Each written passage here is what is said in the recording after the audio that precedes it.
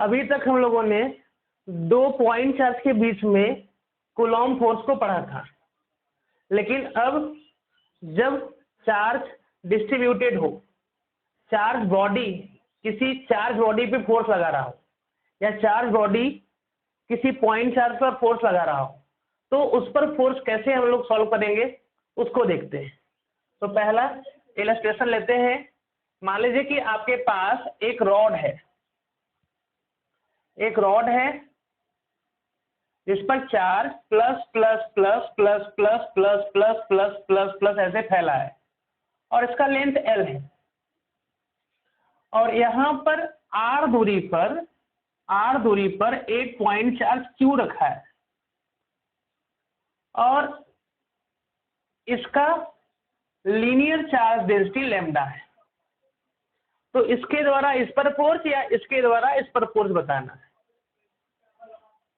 तो अब इस पर फोर्स हम लोग काउंट करने वाले हैं।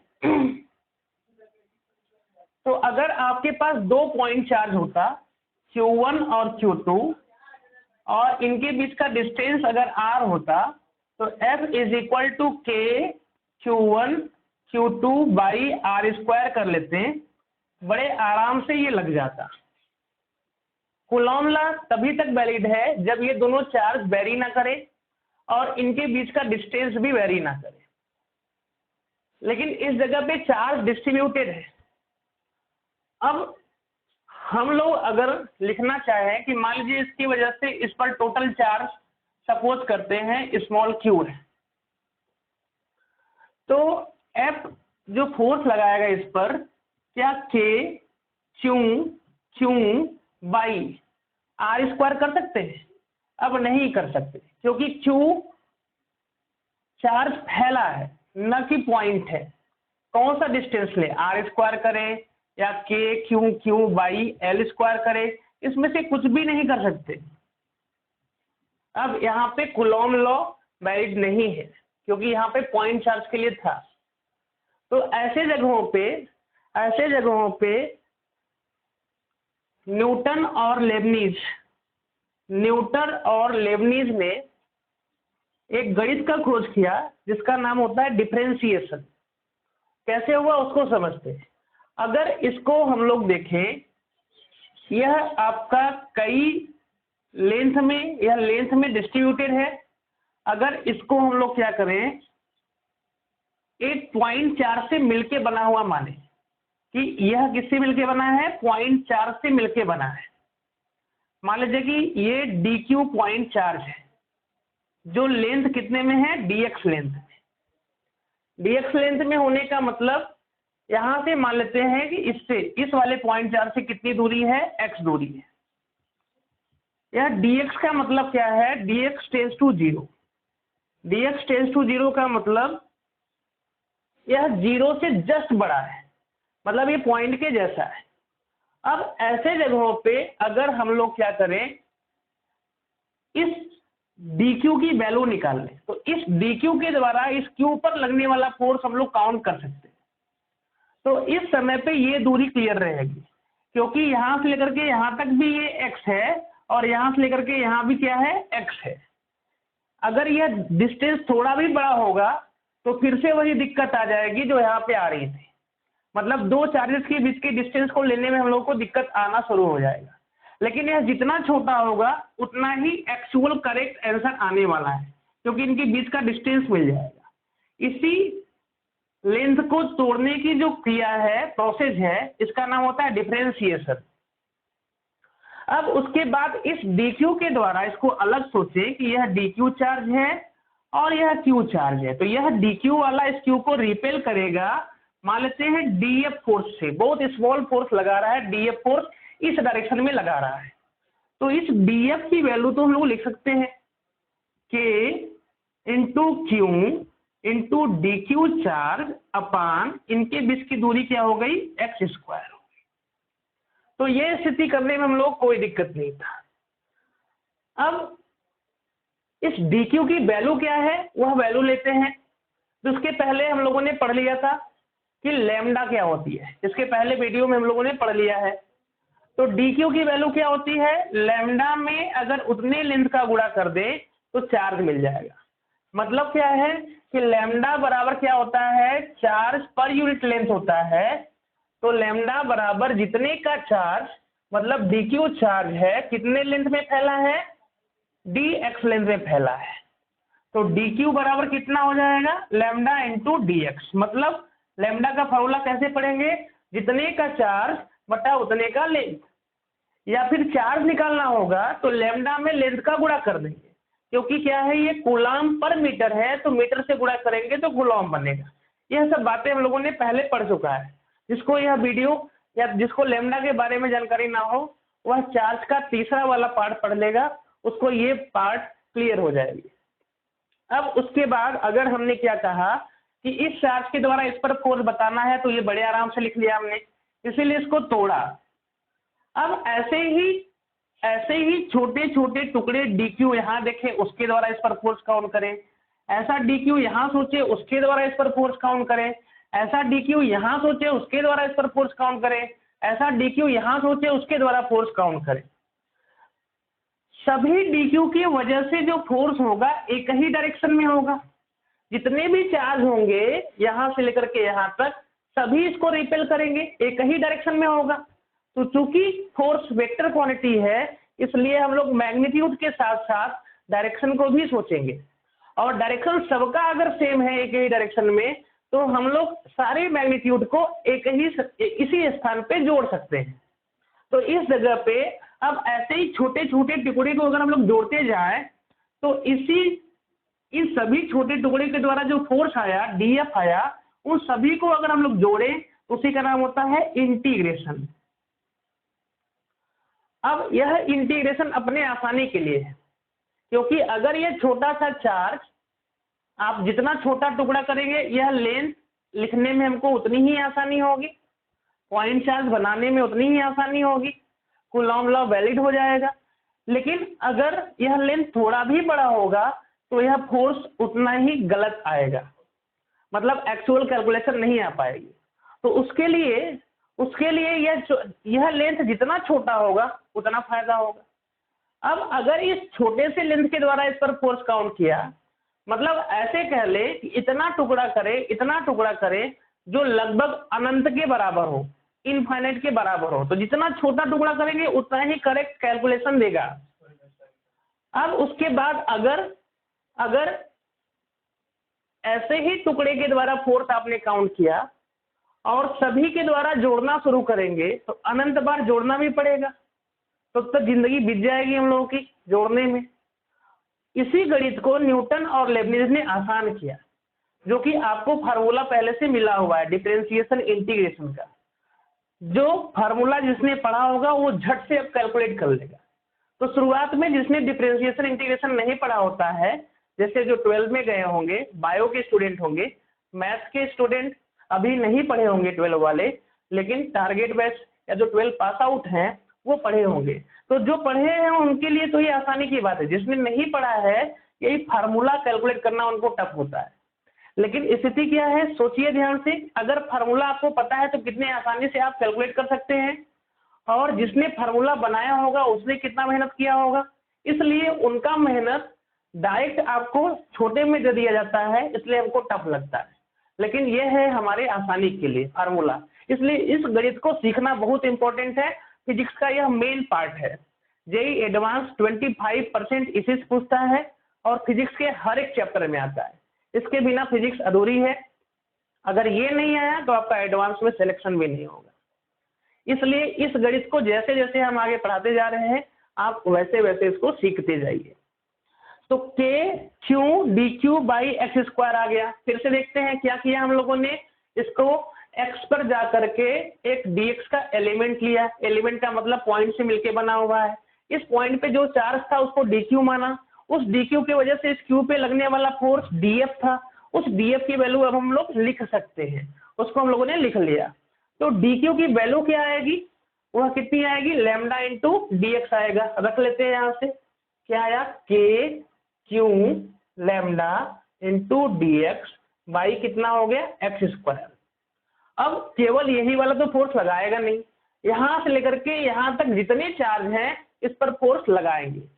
तो जब इस एलिमेंट को हम लोग यहाँ रखते तो ये जब फोर्स लगाता तो x की ये मिनिमम वैल्यू होती, और मिनिमम वैल्यू कितनी होती, r के बराबर होती। तो लिमिट लगाते हैं कहाँ कहाँ से फोर्स लगा सकता है, तो मिनिमम वैल्यू नीचे लिखेंगे, इसकी वैल्यू कितनी है x के लिए, r है। फिर ऐसे ही ये चार्ज यहाँ बढ़ते बढ़ते बढ़ते बढ़ते बढ़ते बढ़ते अधिकतम मैक्सिमम कहाँ तक जा सकता था, यहाँ तक जा सकता था। तो इस स्थिति में x कितना हो जाता, x यहाँ से लेकर के यहाँ तक हो जाता। अगर ये x हो जाता तो इस कंडीशन में x इज इक्वल टू क्या लिखते हैं, r प्लस एल। तो ये क्या होती है, मैक्सिमम लिमिट, या फिर यह लोअर लिमिट कहलाती है और ये अपर लिमिट कहलाती है। अब इस स्थिति में केवल इंटीग्रेशन है, तो इंटीग्रेशन का फॉर्मूला आपको जरूर आना चाहिए। तो के क्यू जो कांस्टेंट है बाहर करिए, के क्यू लेमडा, इधर देखें तो ये ऊपर जाएगा तो क्या हुआ, x to the power -2 into dx हुआ। कहां से कहां तक, r से लेकर के r प्लस एल तक हुआ। अब इसका इंटीग्रेशन का फॉर्मूला हमको पता होना चाहिए। x to the power n का जो फॉर्मूला होता है अगर इंटीग्रेट करते हैं तो कितना आता है, x to the power n+1 upon n+1, ये स्थिति। तो सेम कंडीशन यहाँ पे भी है, यहाँ पे कितना है आपका, के क्यू लेमडा x के पावर -2+1 बाई -2+1, लिमिट कहाँ से कहाँ तक कैद कर दीजिए, r से लेकर के r प्लस एल तक कैद हो गया।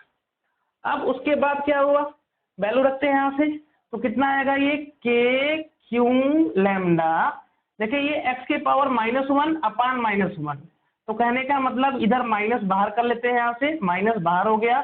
x के पावर -1 का मतलब कितना हुआ, 1 अपान एक्स, कहाँ से कहाँ तक, r से लेकर के r प्लस एल तक हो गया। अब एक बार क्या करते हैं हम लोग सॉल्व करने के लिए, एक बार करते हैं हम लोग अपर लिमिट रखते हैं x की जगह पे, और एक बार x की जगह पे लोअर लिमिट रखते हैं, फिर अपर वाले में से लोअर को घटा देते हैं। तो माइनस के क्यू लेमडा 1 अपान r प्लस एल -1 अपान r, और अगर माइनस से गुणा कर देंगे तो यही स्थिति क्या हो जाएगी, सिंपली अगर यहाँ प्लस कर दे यही हो जाएगा 1 अपान r -1 अपान r प्लस एल। तो इस लेंथ चार्ज बॉडी की वजह से इस पॉइंट चार्ज पर जो फोर्स है वो हम लोगों ने कैलकुलेट कर लिया, कितना आया वो, के क्यू लेमडा 1 अपान r -1 अपान r प्लस एल आया। तो यह बड़ी आसान तरीका था, है ना। ऐसे अब कितने भी लेंथ राउंड आए प्रोसेस यही करना है हमको। तो यह कॉन्सेप्ट जो हम लोग सीख रहे हैं, सॉल्व कर रहे हैं, सबको आना चाहिए, और धीरे धीरे जैसे हम सोल्यूशन इसका दे रहे हैं आपको भी उसी पे प्रैक्टिस करना होगा, तो आप इसको सॉल्व कर लेंगे। दूसरी बात आती है लिमिट कैसे लेते हैं। तो जैसे एक बार हमने x यहाँ से यहाँ मान लिया, दूसरी स्थिति क्या है, और कहाँ से लिमिट ले सकते हैं, देखते हैं यहाँ से, आंसर वही आएगा, बस आपको प्रोसेस सही करने आना चाहिए। अगर प्रोसेस सही है तो आंसर 100% करेक्ट आने वाला है। जैसे सेम कंडीशन यही है, ये r है, मेथड 2 कर लेते हैं, इसी में प्रोसेस 2 कर लेते हैं, सिंपल, बस लिमिट लेना आपको दिखा रहे कैसे लिमिट लेंगे। देखिए इसमें आपने x यहाँ से यहाँ लिया था पहले वाले में, दूसरे में हम लोग क्या कर लेते हैं, यहाँ से x ले लेते हैं, कि मान लेते हैं कि ये सभी इसके द्वारा इस पर फोर्स बताना है। तो अगला स्टेप क्या है अपना, अगला स्टेप क्या है कि हम लोग एक पॉइंट चार्ज खोजेंगे, उस पॉइंट चार्ज की वैल्यू क्या है, dq की वैल्यू लिखेंगे, और यह मान लेते हैं क्या है, dx लेंथ का है, ठीक है, और यह डिस्टेंस कितना था, r था। अब मान लेते हैं x जो एलिमेंट आपने लिया है वो यहाँ से लिया है, इस जगह से लिया है। तो जब यहाँ से एलिमेंट लेंगे तो कंडीशन क्या आएगा, सिंपल, अब इस dq की वजह से जो फोर्स आएगा df, इस df की वैल्यू कितनी आएगी, df की वैल्यू इस पॉइंट चार्ज की वजह से इस पर फोर्स कितना आएगा, k q into d q upon कितनी दूरी हो गई, x प्लस r का whole square, x plus r का होल स्क्वायर, सिंपल, और इसके अलावा कोई बड़ी बात नहीं करना। ध्यान से देखिए कहीं भी लेंथ अगर है, कहीं भी अगर लेंथ है तो तुरंत आपको क्या करना होता है, x पे जाकर के dx का एलिमेंट लेना होता है। और दूसरी स्थिति अब वह x कहां से कहां लेंगे आप, उस बात पे डिपेंड करता है। तो एक आपने x यहां से यहां लिया, तो देखो वैल्यू रखते हैं यहां से सीधे k q, डी क्यू की वैल्यू कितनी है, lambda into d x upon x plus r का होल स्क्वायर। लेकिन लिमिट कहां से कहां लगाओगे, यह पॉइंट चार्ज इस पर फोर्स लगाया, वैसे सारे के सारे पॉइंट चार्ज फोर्स लगाएंगे, तो यहाँ अगर पॉइंट चार्ज रखेंगे तो यह dx दिखाने का मतलब इंटीग्रेशन x के रिस्पेक्ट में हो रहा है, तो लिमिट भी किसके रिस्पेक्ट में लगेगी, x के रिस्पेक्ट में लगेगी। और जब यह लगाएगा मिनिमम वैल्यू, जो मतलब इधर से जो लगा सकता है चार्ज, उसकी मिनिमम वैल्यू क्या हो सकती है, लोअर लिमिट क्या हो सकती है, तो यहाँ पे x की वैल्यू क्या होगी, 0 होगी। ऐसे अब इधर तो कोई चार्ज है नहीं जो इस पर फोर्स लगाएगा, अब इधर है तो इधर इधर इधर इधर कहां तक जाना होगा, यहां तक। तो जब हम लोग यहां से यहां जाएंगे तो x इज इक्वल टू किसके बराबर होगा, l, मतलब लिमिट ये लगेगा। मतलब हमको लिमिट लेने में कोई दिक्कत नहीं आएगी अगर कॉन्सेप्ट हमको समझ में आया है तो यहां से क्या हुआ, जो कॉन्स्टेंट है बाहर करिए, के क्यू लैम्डा बाहर हो गया, कहां से कहां तक, 0 से लेकर के l तक। अच्छा इसको ऊपर लेके जाए अगर, तो ये क्या हो गया, x के पावर r के पावर -2 इंटू डी एक्स। फिर से वही बात आई, बस आगे क्या करना है, इंटीग्रेशन, और इंटीग्रेशन का फॉर्मूला आना चाहिए आपको, लिमिट लेने आना चाहिए। पहला स्टेप क्या था, x पे जाकर के dx एलिमेंट ले, और x कहाँ से ले रहे हैं उससे कोई दिक्कत नहीं है ना। तो dx की वजह से जो आपने एलिमेंट लिया, उसके वजह से जो चार्ज dq आया, उस dq की वजह से उस पर फोर्स आपने काउंट कर लिया। अब ऐसे सारे dq की वजह से फोर्स निकालना है तो सबको क्या करें, ऐड करें, वेक्टर के तरीके से ऐड करें, क्योंकि सभी dq का जो डायरेक्शन है एक ही है, इसलिए हम लोग सीधे उसको जोड़ देंगे। तो ये स्थिति क्या आई देखिए यहाँ से, या कितनी आई, के क्यू लैम्डा, इसका इंटीग्रेशन अभी आपने किया था तो इधर माइनस आया था 1 x के पावर -2 का, तो इधर कितना आया था, 1 अपान x प्लस आर आया था।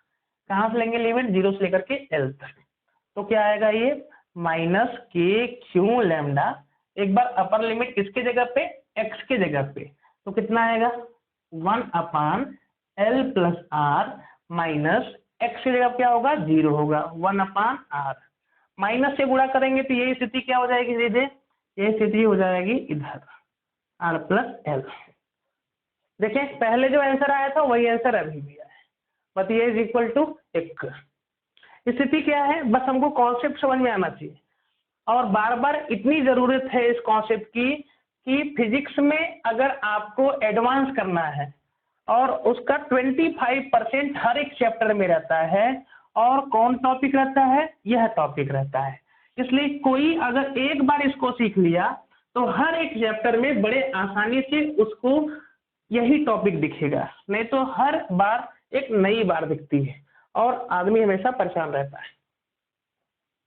तीसरा क्या है, तीसरा तरीका क्या है मेथड की, केवल लिमिट लेने के लिए बात बता रहे हैं और कोई दिक्कत नहीं, कि अगर यहाँ से पॉजिटिव चार्ज फैला है, इस पर पॉजिटिव चार्ज फैला है ना, ये लेंथ कितना है, l है, और यहाँ पे r दूरी पर एक चार्ज रखा हुआ है, इसका linear charge density lambda coulomb पर मीटर है, और यहाँ पे चार्ज क्या है, q है, इसके द्वारा इस पर फोर्स बताना है। तो कोई कहे कि नहीं सर इस बार हम लोग एलिमेंट किधर लेंगे, सिंपल बात, कल करना क्या है हमको, क्योंकि सभी के द्वारा तो फोर्स आप लिख नहीं सकते, तो करेंगे क्या हम लोग करेंगे एक बात कि यहाँ से कोई dx का एलिमेंट लेंगे कि जिससे यह मिलके बना हुआ है, या उसका चार्ज कितना है, dq चार्ज है, कितने लेंथ पे, dx लेंथ पे। तो अब वह x किधर से आप ले रहे हैं, हो सकता है आप इधर से भी ले सकते हैं, चलो इधर से ले लेते हैं, और यह q है, और ये लेंथ कितना है, r, तो यह dq इस पर फोर्स किधर लगाएगा, इधर की तरफ, अभी भी बातें वही है। तो df की जो वैल्यू है फिर से क्या आएगी, के क्यू इंटू डी क्यू अपान कितना लेंथ हुआ, अगर ये l है ये x है तो ये कितना होगा हम लोगों का l माइनस एक्स, तो इनके बीच की डिस्टेंस, इनके बीच का डिस्टेंस कितना आएगा, l minus x plus r का square, l minus x plus r का स्क्वायर। यह केवल dq की वजह से फोर्स लगा, समझ में आया। अब क्या करना होगा, सारे dq इस पर फोर्स लगा रहे होंगे और किधर की तरफ, सब उधर ढकेल रहे होंगे, मतलब रियल में इसको पॉइंट चार्ज ही मान लीजिए आप, यह पॉइंट चार्ज उस पर उधर फोर्स लगा रहा है, यह पॉइंट चार्ज उस पर फोर्स लगा रहा है, यह पॉइंट चार्ज उधर ही फोर्स लगा रहा है, तो सबको ऐड करें, सही से नागिन लगाना पड़ेगा और डसाना पड़ेगा, सही से इसको हम लोग डसा देंगे, है ना। और अगर सही से नहीं डसाओगे तो उल्टा क्या होगा, यह सवाल हम लोगों को खुद डस लेगा। तो हम जो सिखा रहे हैं उससे हम लोग सवाल को ही डसा देंगे। देखिए कैसे डसाएंगे। अगर क्या हुआ, यह एलिमेंट यहाँ पे है तो x की वैल्यू ये है, तो x मिनिमम कितना हो सकता है, यहाँ पे आ सकता है, इधर से गए हैं ना, तो मिनिमम क्या हो सकता है, यहाँ पे आ सकता है, तो x की मिनिमम वैल्यू यहाँ पे 0। तो ऐसे सारे चार उस पर फोर्स लगा रहे होंगे, ये भी लगा रहा होगा, ये भी लगा रहा होगा, मतलब ये सभी ढकेल रहे होंगे, तो हम फाइनली यहाँ पहुंचेंगे तो ये वाला भी फोर्स लगाएगा। इसके बाद कोई चार्ज नहीं है, कहने का मतलब x की मैक्सिमम वैल्यू कहाँ तक जा सकती है, L तक जा सकती है, तो ये 0 से लेकर के L तक हुआ। तो जो कांस्टेंट है उसको बाहर करिए, क्या होगा, के क्यू, अच्छा डी क्यू की वैल्यू कितनी थी, लैम्डा इंटू डी एक्स थी, तो लैम्डा भी बाहर कर लें, इधर कितना हुआ, d x upon l minus x plus r, इसका क्या हो गया, स्क्वायर हो गया, कहाँ से कहाँ तक, 0 से लेके एल तक। फिर से इंटीग्रेशन करेंगे वही आएगा। अभी हमने कहा कि 1 अपान एक्स स्क्वायर का इंटीग्रेशन क्या आया था अपना, -1 अपान एक्स आया था, सबने देखा था। तो यहाँ से क्या हो गया, के क्यू लैम्डा, ये कितना हो जाएगा, -1 अपान एक्स, मतलब l minus x plus r. और ध्यान रखें इसके बाद नीचे वाले का डिफरेंशिएशन होता है, तो डिफरेंशिएशन करेंगे तो x का डिफरेंशिएशन क्या आएगा, -1, तो -1 करेंगे तो क्या होगा, प्लस, कहाँ से कहाँ तक जाएगा, 0 से लेकर के L तक होगा। तो के क्यू लैम्डा, एक बार अपर लिमिट रखेंगे तो 1 upon l minus l plus r, minus एक बार लोअर लिमिट करेंगे, x की जगह पे सारा का सारा इंटीग्रेशन किसके रिस्पेक्ट में हुआ है, x के रिस्पेक्ट में, तो वैल्यू किसकी रखेंगे अपर और लोअर में, x की वैल्यू रखेंगे, तो माइनस कितना आएगा, 1 अपान एक्स जगह 0 करें तो कितना आएगा, ये L प्लस आर। तो k q lambda 1 upon r minus 1 upon l plus r. तो आप ध्यान से देखें तो सब में आंसर वही आया है ना, आंसर तो आना भी पड़ेगा क्योंकि जितना फोर्स ये लगा रहा होगा वो तो लगाएगा ही। अब आपके सॉल्व करने के तरीके से बदल थोड़ी जाएगा, तो अगर सही से सॉल्व करेंगे तो आंसर हमेशा क्या आएगा, सेम आएगा। तो ये तरीका था कि अगर कोई लेंथ हो तो उस पर हम लोग एलिमेंट कैसे लें और लिमिट कहां से कहां तक लेकर के जाए, कैसे लगाएं।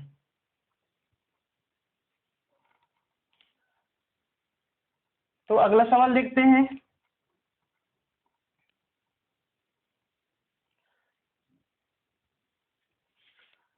अगर स्थिति क्या होती, इसी में अगला क्वेश्चन करते हैं कि अगर यह लेंथ इनफाइनाइट होता, इनफाइनाइट लेंथ होता और सब पे प्लस चार्ज फैला होता, सब पे प्लस चार्ज फैला होता और लीनियर चार्ज डेंसिटी कितनी है, लैम्डा है, और अभी भी यह पॉइंट चार्ज रखा हुआ है, कितने दूरी पे रखा हुआ है,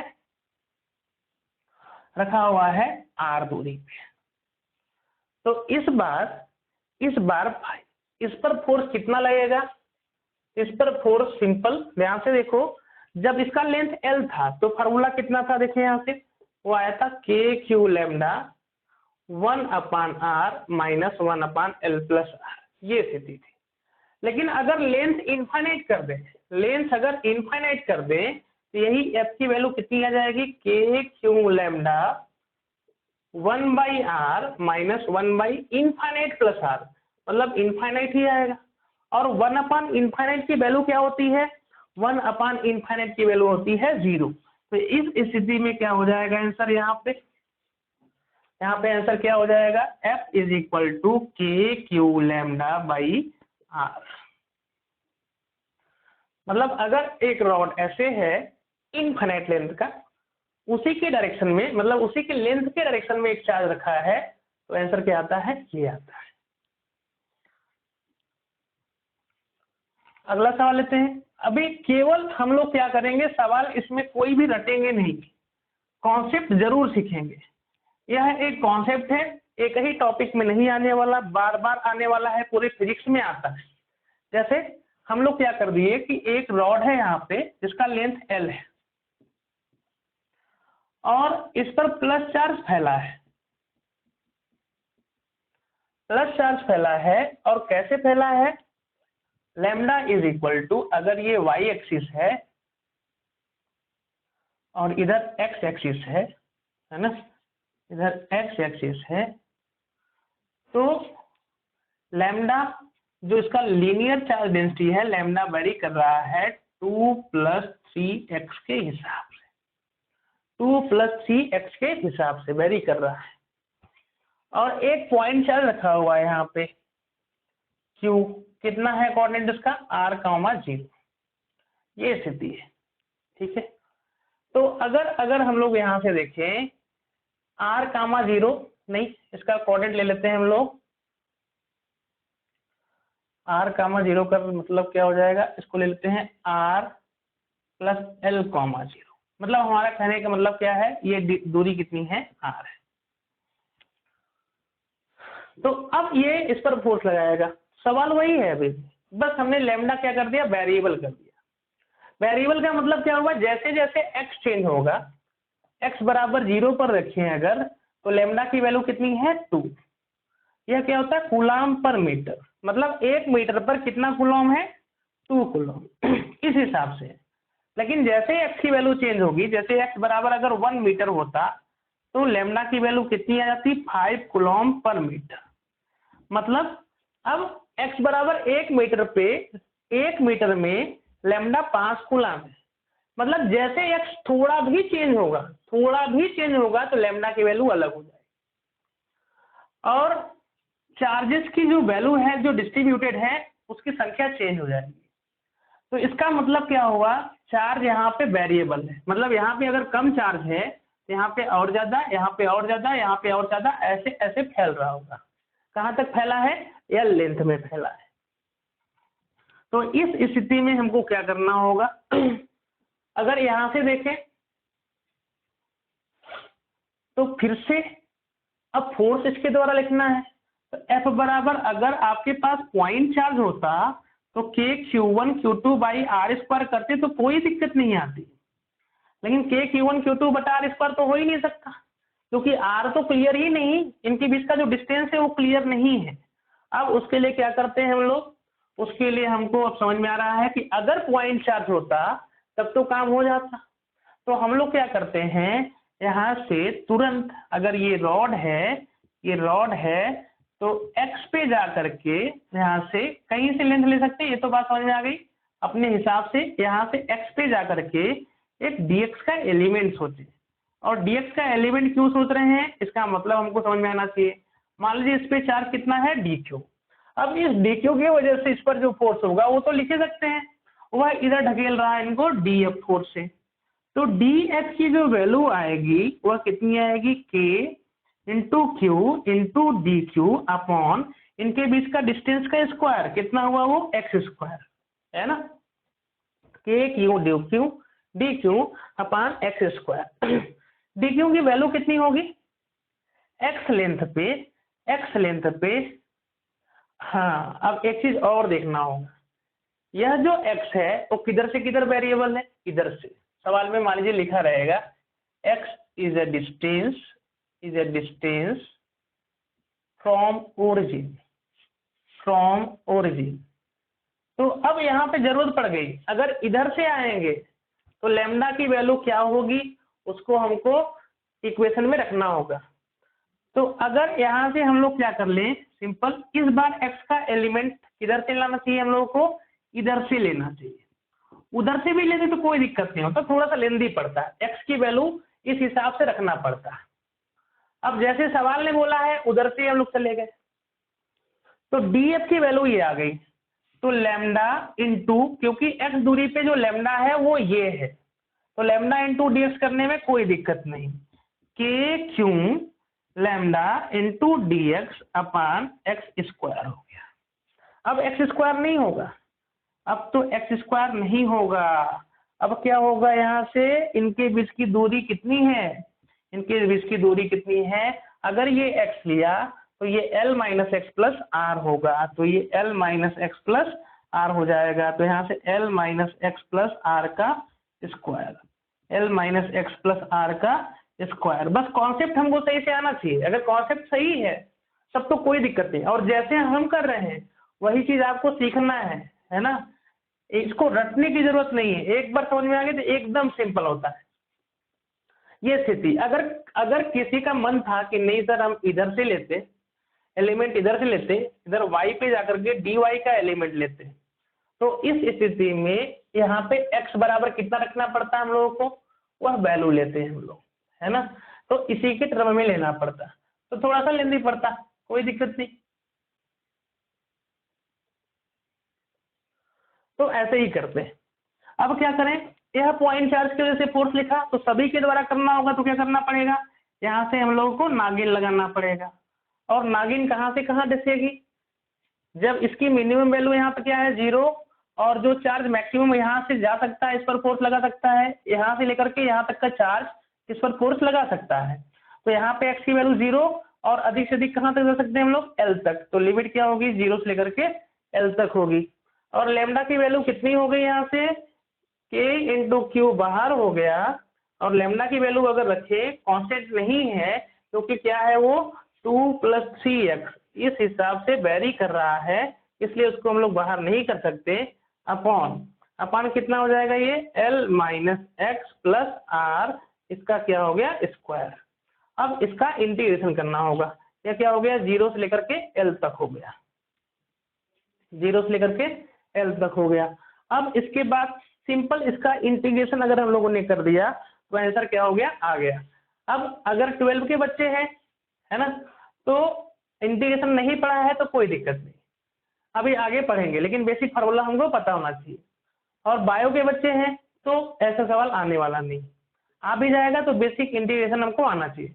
और जो रिपीट कर रहे हैं उनको इतना इंटीग्रेशन तो आता ही है, वो इसको आगे बढ़ाएंगे, है ना।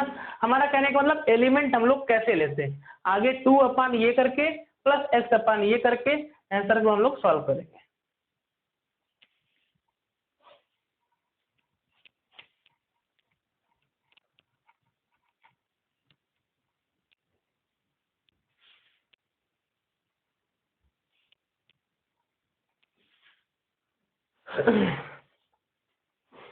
आगे देखते हैं।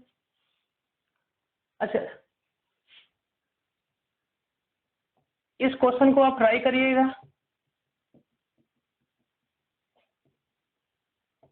कि इस पर लीनियर चार्ज डेंसिटी λ1 है, और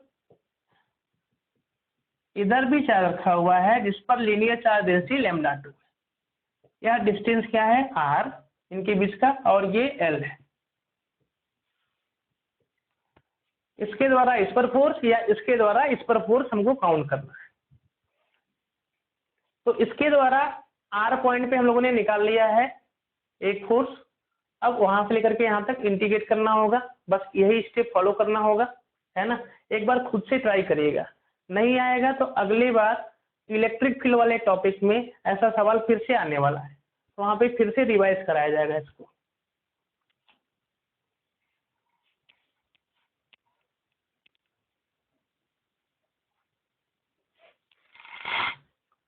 दूसरा लेते हैं। अगर आपके पास ये स्थिति हो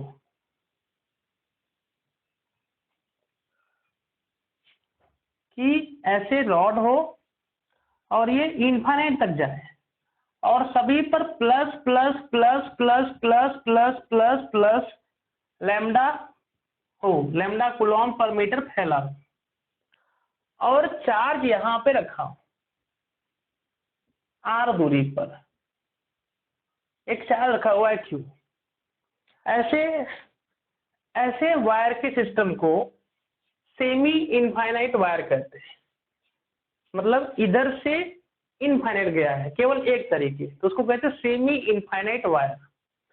अगर लेकिन हम लोग ऐसे कर लेते हैं, ये इधर भी इनफाइनाइट जाता, इधर भी इनफाइनाइट जाता, और कोई पॉइंट इधर लेते हैं r, तो इसको कहते हैं इनफाइनाइट वायर। इनफाइनाइट वायर का मतलब इनफाइनाइटली इधर भी जाए और इनफाइनाइटली इधर भी जाए, जिधर भी आप देखें एंड ना दिखे उसका, वो क्या हो गया इनफाइनाइट हो गया।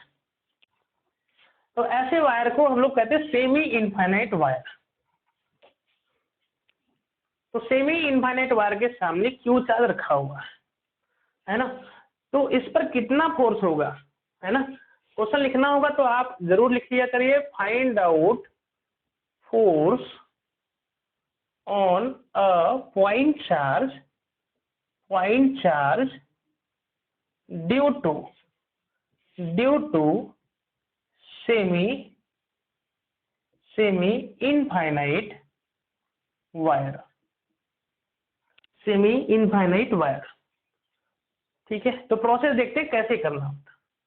फिर से देखें, अब तो ये फैला हुआ है, अगर ये फैला हुआ है तो इस पर फोर्स कैसे निकालेंगे हम लोग। तो उसके लिए फिर से करते हैं क्या कि आगे अगर अपने पास पॉइंट चार्ज होता तो इस पर फोर्स तो काउंट कर लेते हैं, है ना। तो सबसे पहले पॉइंट चार्ज खोजते हैं, तो उसके लिए क्या करते हैं, एक्स पे जा करके एक dx का एलिमेंट लेते हैं। कहीं भी लेंथ अगर हो तो यही स्टेप करना होगा, आंख मूंद करके करना है। एक्स पे जा करके dx का एक एलिमेंट लीजिए। रियल में क्यों कर रहे हैं, ये बातें शुरुआत में ही समझ में आ गई। इस पर चार्ज अगर dq है, कहने का मतलब यह पॉइंट चार्ज अगर है तो यह पॉइंट चार्ज इस पर जो फोर्स लगाएगा उसको तो हम लोग काउंट कर लेंगे, है ना, उसको हम लोग काउंट कर लेंगे। तो यह पॉइंट चार्ज इस पर फोर्स ऐसे लगाएगा, धकेलेगा इसको अलोंग द लाइन इधर की तरफ, है ना। तो जब यह फोर्स लगाएगा इस पर, वह फोर्स क्या है, dF है। वह फोर्स क्या है, dF फोर्स। तो वह dF फोर्स लगाया। तो ध्यान से देखें, यह dF की वैल्यू तो हम लोग लिख सकते हैं। dF की वैल्यू कितना लिखना चाहिए बताइए। dF की वैल्यू क्या होगी अपने पास, कि क्यू चार्ज पे लगा रहा है इनटू कितना है, dq बाई इनके बीच का डिस्टेंस। अगर ये x है, ये r है, तो ये कितना होना चाहिए सोचो, ये ट्राइंगल बन रहा है तो r square plus x square होगा। तो इनके डिस्टेंस का स्क्वायर होता है, तो यहाँ पे आंसर कितना आएगा, r square plus x square आएगा। ये स्थिति बनेगी। तो k Q d Q upon r square plus x square आया। तो इस df की वैल्यू लिख लिया हम लोगों ने। इसलिए हम लोग एक dx लेंथ लेते हैं। dx लेंथ क्यों लेते हैं, क्योंकि वह पॉइंट के जैसा हो। पॉइंट अगर होगा तो इनके बीच का लेंथ हम लोग लिख सकते हैं। अगर यही बड़ा होता, यही dx का लेंथ बड़ा होता तो ये वाला लेंथ से दूरी क्या होती, अलग हो जाती, डिस्टेंस अलग होता इस पॉइंट से इस पॉइंट से। तो k क्यू डी क्यू अपान ये हुआ। डी क्यू की वैल्यू लिखने में कोई दिक्कत नहीं है आपको, लेमडा में किससे गुणा कर देना है, लेंथ से गुणा कर देना है। तो आ गया ये k q lambda d x by r square plus x square. तो वैसे यहाँ वाला भी पॉइंट चार्ज इस पर फोर्स लगाएगा, यहाँ वाला भी इस पर लगाएगा, ऐसे इन्फिनिटली जाएगा और सभी फोर्स लगाएंगे। लेकिन ध्यान रखें, क्या इस वाले का अगर हम लोग देखें, इससे जो फोर्स लगा रहा है इस पॉइंट पे, उसका डायरेक्शन वही होगा कि अलग होगा, वह अलग होगा। df की वजह से डायरेक्शन क्या होगा, चेंज हो जाएगा, और नीचे वाले की वजह से डायरेक्शन इस पर चेंज हो जाएगा। यहाँ वाला पॉइंट चार्ज इस पर फोर्स ऐसे लगाएगा, तो सभी की वजह से डायरेक्शन चेंज होगा। तो इसका मतलब अगर फोर्स वेक्टर क्वांटिटी है, और ध्यान से देखिए इसके पहले वाले सवाल में जितने भी dq चार्ज थे, जितने भी पॉइंट चार्ज थे, वह इस पर एक ही डायरेक्शन में फोर्स लगा रहे थे। सभी का डायरेक्शन सेम था, सभी का डायरेक्शन दूर की तरफ था, इसलिए किसी एक की वजह से आपने df लिखा था और बाकी सबको जोड़ लिया था। लेकिन अगर यहाँ पे देखें तो सभी पॉइंट चार्जेस की वजह से डायरेक्शन क्या होगी, चेंज हो जाएगी, वो अलग हो जाएगी। इसका मतलब क्या होगा, इसका मतलब ये होगा कि हम लोग इस जगह पर, चूंकि फोर्स वेक्टर क्वांटिटी है, तो जोड़ नहीं सकते। सभी dq की वजह से जो इस पर फोर्स लग रहा है उसको इस जगह पर इंटीग्रेट नहीं कर सकते, क्योंकि डायरेक्शन क्या है, सबका चेंज हो रहा है। यह वेक्टर क्वांटिटी है। उसके लिए फिर क्या करते हैं हम लोग, अगर इसको हम लोग ध्यान से देखें, इसको अगर हम लोग कंपोनेंट में ब्रेक करें, अगर यह थीटा है और यह आपका df बना था, तो ये वाला भी थीटा होगा, तो यह डी एफ कॉस थीटा होगा, और ये वाला कंपोनेंट क्या होगा, डी एफ साइन थीटा होगा। ये स्थिति। तो ध्यान से देखो, अगर ये वाला कंपोनेंट होता, सपोज करो ये फोर्स अगर लगाता डी एफ इधर की तरफ, इसका भी एक हॉरिजॉन्टल होता और वर्टिकल होता। ऐसे यहाँ वाले की वजह से अगर बात करें तो इसका भी एक हॉरिजॉन्टल और एक वर्टिकल होगा। ऐसे नीचे वाले के लिए बात करें तो उसका भी एक हॉरिजॉन्टल और एक वर्टिकल होगा। इसका मतलब सभी का तो एक हॉरिजॉन्टल और वर्टिकल है। तो इस स्थिति में हमको पता है वेक्टर अगर एक ही लाइन में होते हैं तो उनको डायरेक्ट ऐड कर लिया जाता है, लेकिन अलग डायरेक्शन में तो डायरेक्ट ऐड नहीं कर पाते, क्योंकि सभी क्वांटिटी की वजह से या सभी डीएफ एलिमेंट की वजह से, डीक्यू एलिमेंट की वजह से जो डीएफ फोर्स लग रहा है वह एक डायरेक्शन में नहीं है, लेकिन उन सभी का जो डीएफ फोर्स का एक्स कंपोनेंट है वह एक डायरेक्शन में है सभी पॉइंट चार्जेस की वजह से, और उस डीएफ का जो वाई कंपोनेंट है सभी पॉइंट चार्जेस का एक डायरेक्शन में है।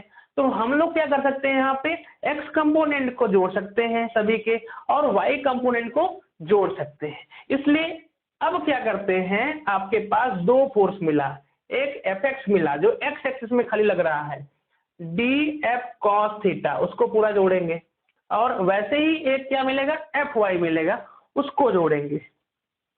तो एफ एक्स की वैल्यू कितनी आएगी, देखें डी एफ की वैल्यू तो आई गई है कितनी, के q lambda D x into cos theta, और कॉस थीटा की वैल्यू कितनी होगी, कॉस थीटा की जो वैल्यू होगी वो क्या होती है, बेस अपॉन हाइपोटेनस।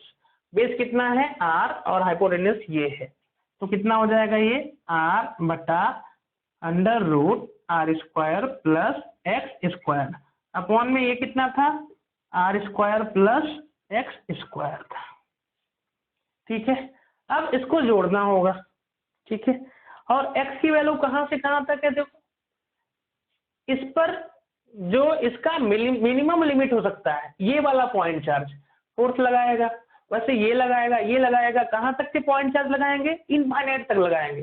तो मिनिमम वैल्यू x की जो होगी ये इस पॉइंट चार्ज की वजह से उसकी वैल्यू क्या होगी, 0 होगी, और जो मैक्सिमम होगी x की वैल्यू वो कहां तक जाएगी, इनफाइनाइट तक जाएगी। तो यहाँ पे क्या कर दिया हम लोगों ने, इनफाइनाइट कर दिया।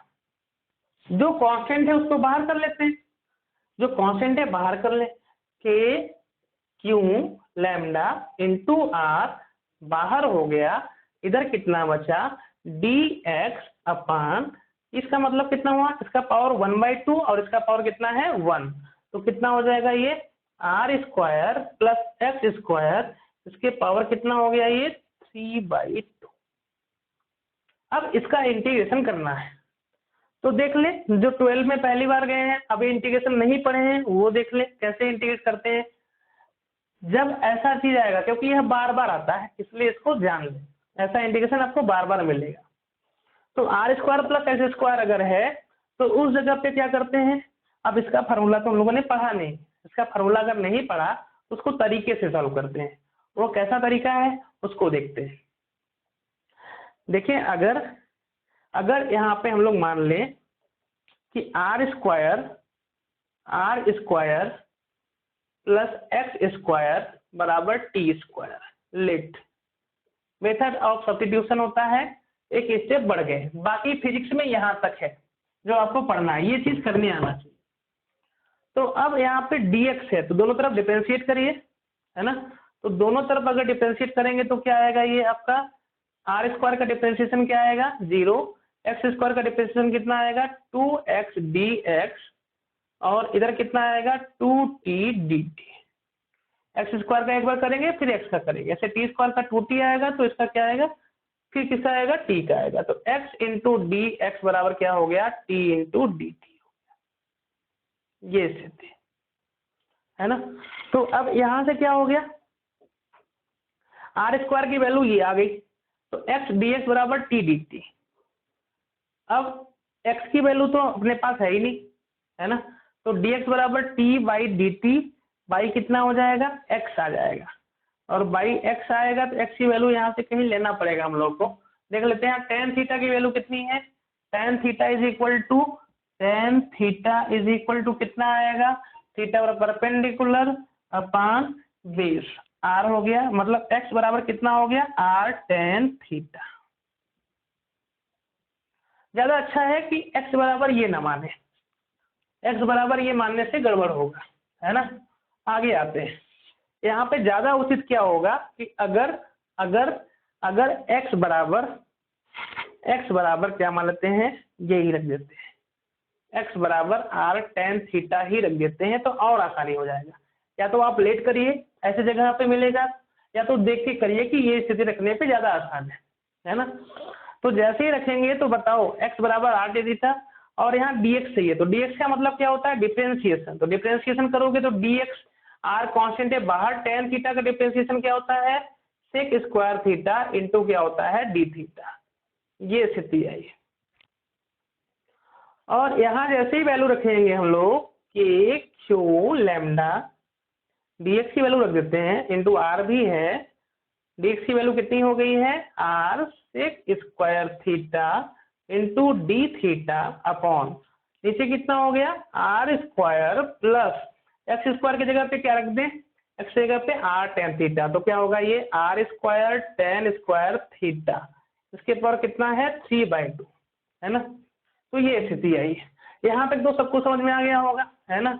यहाँ तक आप कॉपी कर लीजिएगा, अब आगे हमको मिटाना पड़ेगा क्योंकि जगह इतना ही है, कैमरे में इतना ही आ रहा है। तो अब क्या करेंगे हम लोग, सीधे यहाँ से आ जाते,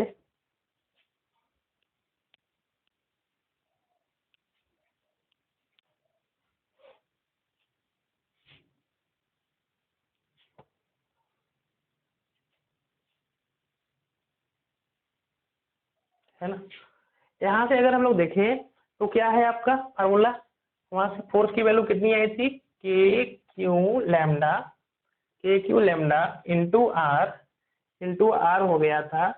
अच्छा, और यहाँ से अगर देखो ध्यान से, इसमें आर स्क्वायर कॉमन कर सकते हैं, यहीं पे देख लो, आर स्क्वायर कॉमन कर लें, k q lambda r square common कर लें, तो क्या बचेगा, यहाँ से आर स्क्वायर जैसे ही कॉमन करोगे तो क्या बचेगा, आर स्क्वायर कॉमन करने पे ये 1 + tan स्क्वायर थीटा बचेगा, tan स्क्वायर थीटा, और 1 + tan स्क्वायर थीटा बराबर क्या होता है, सेक स्क्वायर थीटा।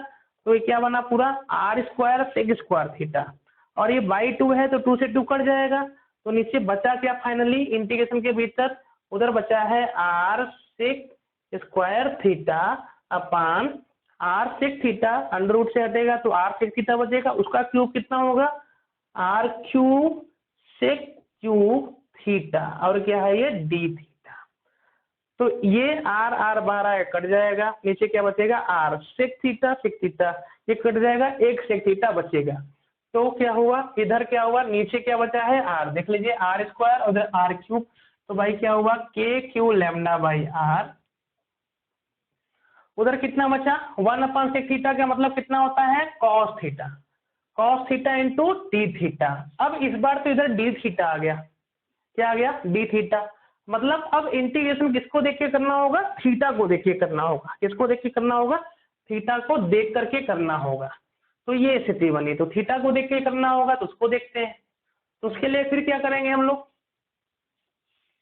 थीटा की वैल्यू क्या होगी, थीटा की वैल्यू जब यहाँ पे आएंगे तो मिनिमम वैल्यू क्या आएगी, 0 आएगी, और मैक्सिमम वैल्यू क्या होगी, जब इनफाइनाइट वाला चार्ज लगा रहा होगा तो ये बढ़ते बढ़ते बढ़ते बढ़ते बढ़ते क्या हो जाएगा, π/2, क्या हो जाएगा, π/2।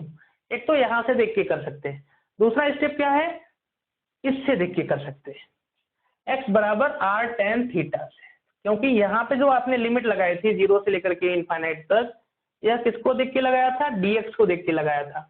अब किसको देख के लगाएंगे, थीटा को देख के लगाएंगे। तो जब x की वैल्यू कितनी थी, 0, तो जब x की वैल्यू 0 करोगे तो tan थीटा बराबर 0 आएगा, तो थीटा की वैल्यू कितनी आएगी, 0। और जब x की वैल्यू इनफाइनाइट करोगे तो tan थीटा बराबर इनफाइनाइट होगा, और tan थीटा बराबर इनफाइनाइट होने का मतलब थीटा की वैल्यू कितनी होनी चाहिए, थीटा की वैल्यू π/2 होनी चाहिए, क्योंकि sin π/2 अपान cos π/2, cos π/2 0, तभी ये इनफाइनाइट आएगा। इसलिए लिमिट यहाँ से भी आप देख करके लगा सकते हैं।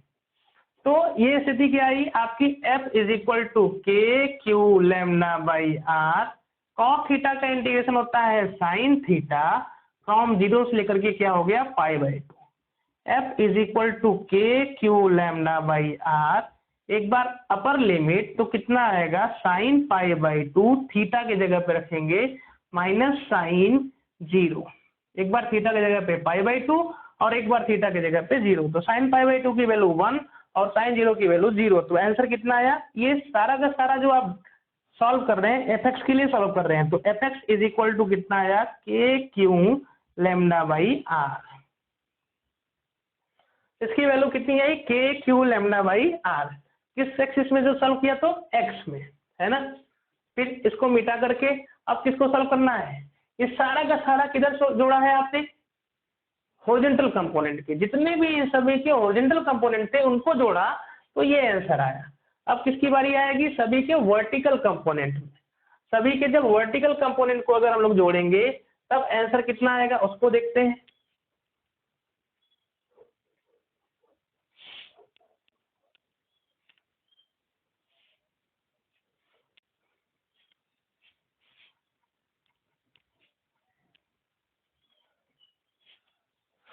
तो एफ एक्स की वैल्यू आ गई k q lambda by r. F y की वैल्यू क्या आएगी, इंटीग्रल करना पड़ेगा किसको, डी एफ साइन थीटा को। तो डी एफ साइन थीटा को जब इंटीग्रेट करेंगे तो वैल्यू रखेंगे यहाँ से, डी एफ की वैल्यू कितनी आई थी, देख लो यहाँ से, डी एफ की वैल्यू आई थी k q lambda into d x upon इसका square r square plus x square into क्या हो गया यहाँ पे साइन थीटा। ये स्थिति आ गई, है ना। फिर से एक्स की वैल्यू कहाँ से जाएगी, लिमिट 0 से लेकर के कहाँ तक जाएगी, इनफाइनाइट तक जाएगी। तो k q lambda by r square plus x square into sine theta हुआ, और साइन थीटा की वैल्यू यहाँ से देखें तो परपेंडिकुलर अपान हाइपोटेनस, तो साइन थीटा की वैल्यू रख दें अगर, तो यही स्थिति क्या आने वाली है आपकी, 0 से लेकर के इनफाइनाइट तक, के क्यू लेमडा परपेंडिकुलर कितना है एक्स, ठीक है, इंटू डी एक्स हो गया upon r square plus x square, ये तो पहले से ही है, इंटू क्या होगा under root r square plus x square, क्योंकि साइन थीटा की वैल्यू क्या होगी, एक्स अपान ये आएगी। इसको हटा करके क्या लिख सकते हैं, इसके पावर 1/2, इसके पावर कितना हो गया 3/2, तो k q lambda x d x upon r square plus x square के पावर कितना हो गया 3/2 हो गया। अब फिर से इसका इंटीग्रेशन चाहिए, तो जो कांस्टेंट है उसको बाहर कर लेते हैं, क्योंकि देखिए जगह कम है इसलिए सारा का सारा चीज यही कर दे रहे हैं हम, के क्यू लेमडा क्या हो गया बाहर हो गया, एक्स डी एक्स बचा। फिर से अब ऐसी स्थिति आई तो क्या करना पड़ेगा, अब चाहे तो यहाँ पे x बराबर वो वाला वैल्यू भी ले लें तब भी आंसर आएगा, और x बराबर अगर tan थीटा करें तब भी वही वैल्यू आएगा, है ना, जिससे भी सॉल्व करना चाहे आंसर आ जाएगा। चाहे तो r square plus x square बराबर टी स्क्वायर माने तब भी आएगा, वहां भी आता लेकिन लेंदी पड़ता। यहाँ से अगर देखें तो x बराबर फिर से क्या हुआ r tan थीटा, है ना, तो x बराबर r tan थीटा रखेंगे, इनकी वैल्यू रखेंगे तो आंसर कितना आएगा, फिर से सेम आता है के क्यू लेमडा बाई आर। इतना स्टेप आपको करना होगा एफ वाई की वैल्यू, ठीक है, क्योंकि यह बोर्ड लेवल के लिए बताए नहीं रहे हैं, बोर्ड में नहीं आता, है ना। अब नीट में आना शुरू हो गया है, तो नीट का बच्चा जो भी तैयारी करने की कोशिश कर रहा होगा उसको इतनी बेसिक बातें समझ में आनी चाहिए, ठीक है, वो करेगा। और जो आईआईटी के लिए तैयारी कर रहे हैं उनको इतना तो परफेक्ट होना पड़ेगा। तो जितनी बातें हमको मेन इस चैप्टर में क्या सिखाना है, आपको ये कैसे करने आना चाहिए, आपको इंटीग्रेशन किसी वीडियो से पढ़ लीजिए, या फिर हमें को कोई वीडियो बनाएंगे उससे पढ़ लीजिए, या तो किसी की भी वीडियो से पढ़ लीजिए, या किसी भी अपने खुद के टीचर से पढ़िए, लेकिन इंटीग्रेशन डिफरेंशिएशन आपको जरूर आना चाहिए, है ना। तो उसी के बाद आप इस स्टेप को आगे बढ़ा सकते हैं।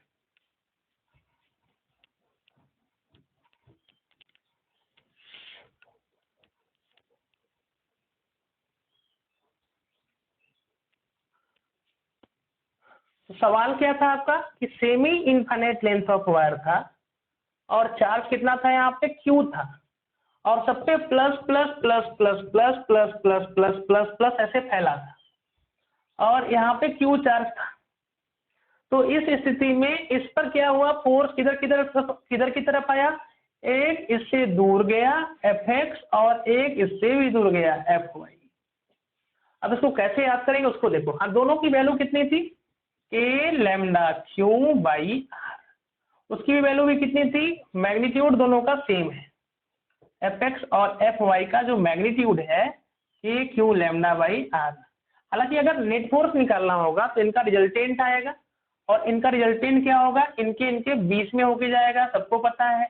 और कितना हो जाता है, वह आएगा एफ नेट की वैल्यू, दो वेक्टर परपेंडिकुलर हैं तो F square plus F square मतलब रूट टू एफ, मतलब रूट टू टाइम हो जाता है, पहले जानते थे, तो ये कितना आएगा, रूट टू एफ आएगा। उधर ही की तरफ जाना था, क्यों जाना था, क्योंकि देखिए ध्यान से सभी कंपोनेंट इसको ऐसे रिपेल कर रहे होंगे, इसलिए जो रिजल्टेंट जाता है वो ऐसे जाता है, इधर की तरफ जाएगा। तो ऐसे सवालों को आप हमेशा की तरफ याद करिएगा। पहले देखिए ध्यान से, जब f बराबर आपके पास k q1 q2 by r square था, ठीक है, यहाँ पे देखिए लेमडा दिया हुआ है, और लेमडा जो होगा वह चार्ज पर यूनिट लेंथ होता है, लेकिन यहाँ चार्ज पर यूनिट आर के जैसा आप समझिएगा, हमेशा चार्ज पर यूनिट लेंथ होता है। इस फार्मूले को रटने के लिए आप चार्ज पर यूनिट आर के जैसा समझिएगा। तो जब यहाँ लेमडा आ जाएगा तो जो यहाँ पे आर स्क्वायर वाला टर्म था, क्योंकि लेमडा का मतलब क्यू बटा आर के जैसा पहले ही है, इसलिए नीचे खाली क्या बचता है, आर बचता है।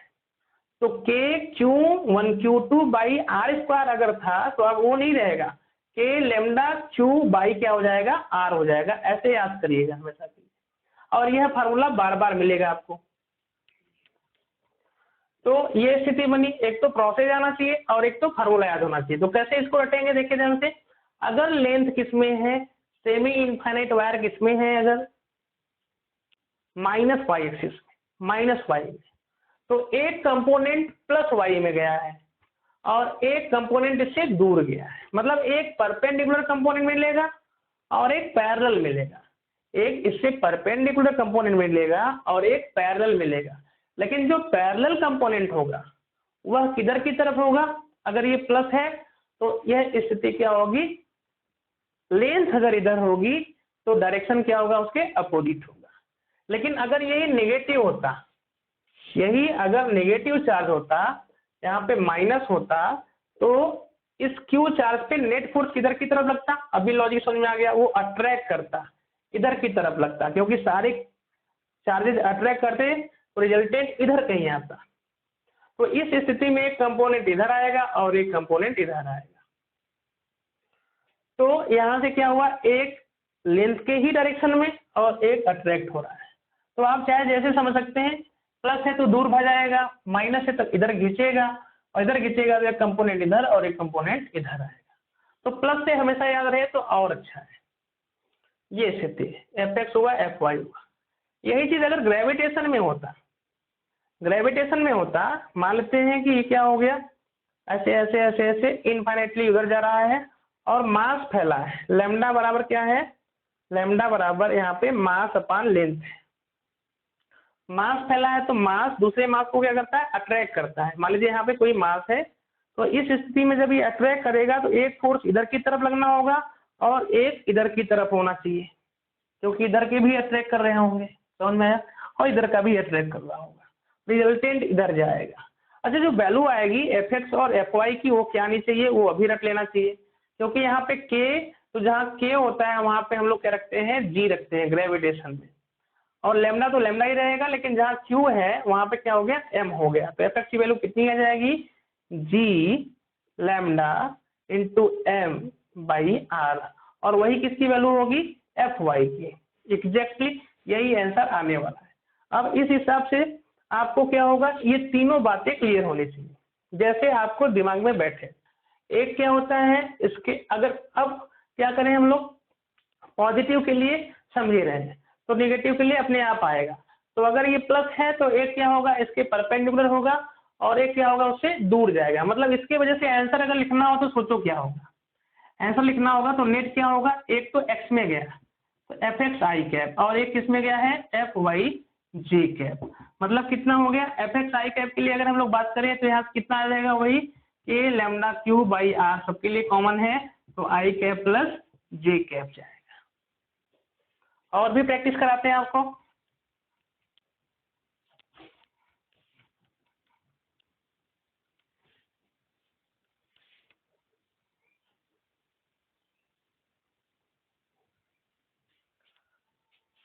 अगर यही रॉड इधर की तरफ होता और प्लस होता, सेमी इनफाइनाइट वायर इनफाइनाइट, और चार्ज क्यों इधर होता आर लेंथ पे, तो आंसर समझ में आ रहा होगा। नेट फोर्स इधर की तरफ ढकेल रहा होगा, तो एक इधर रिपल्सन और एक इधर रिपल्सन, तो नेट फोर्स क्या लिखते हैं हम लोग, ऐसे है तो एक इससे दूर जाएगा, ऑब्वियस सी बात है, तो एक क्या होगा माइनस एफ